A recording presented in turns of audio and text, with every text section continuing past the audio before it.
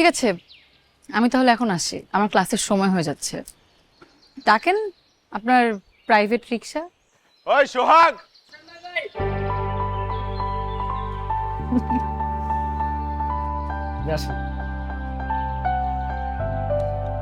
মনে আছে তো?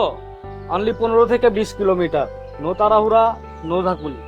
আপা আমার ব্রেইনের কাজ করে, মাথা সুস্থ থাকতে হবে, ভেরি ইম্পর্টেন্ট। হইছে হইছে, আমি এবার যাই। থামেন আপনি। মামা চলেন তো। আচ্ছা দাঁড়াও।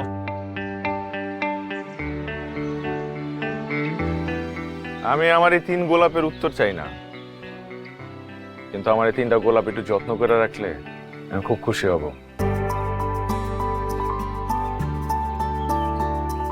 যাও আর হুডটা উঠায় দাও।